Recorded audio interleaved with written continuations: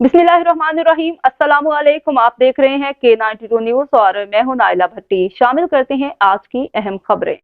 Update करेंगे। कराची से सरबराह पाकिस्तान सुन्नी तहरीक मोहम्मद शादाब रजा नक्शबंदी ने कहा कि इसराइल को फ़लस्तीन से नाजायज़ गासिबाना कब्जा ख़त्म करना होगा। उम्मत मुस्लिमा फ़लस्तीनियों की आवाज़ दबने नहीं देंगे। इसराइल के इस्लाम दुश्मन चेहरे को पूरी दुनिया के सामने बेनकाब करेंगे। इसराइल रहते फ़लस्तीनियों पर खुली दहशतगर्दी कर रहा है। इसराइल को पूरी दुनिया में इखलाकी तौर पर नाकामी हो चुकी है। अमरीका जो हमेशा दहशतगर्दों को सपोर्ट करता आया है, वह अब इसराइल के साथ अपनी फ़ौज और असलहा शामिल करके फ़लस्तीन को तबाह करना चाहता है।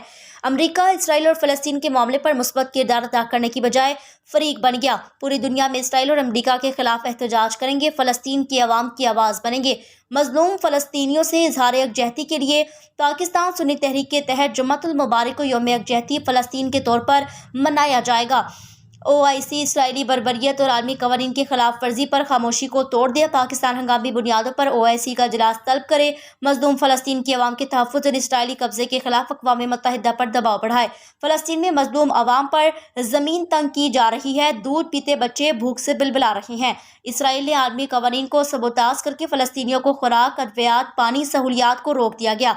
अक़वाम मुत्तहिदा फ़लस्तीन की आवाम को खुराक, दूध, अद्वियात, पानी पहुँचाने के लिए किरदार अदा करे। इन ख्यालात का इज़हार उन्होंने फ़लस्तीन में इसराइली जारहियत की शदीद मज़म्मत और इस्लामी ममालिक से फ़लस्तीन के हक़ में आवाज़ बुलंद करने की अपील करते हुए किया। शादाब रज़ा नक्शबंदी का कहना था, हुकूमत पाकिस्तान फ़लस्तीन में होने वाले मज़ालिम के खिलाफ आवाज़ बुलंद करे। नागरा हुकूमत पाकिस्तान की आवाम की तर्जुमानी करते हुए फ़लस्तीन की आवाम का भरपूर साथ दे। आलमी सतह पर इसराइली जारहियत के खिलाफ आवाज़ बुलंद करे।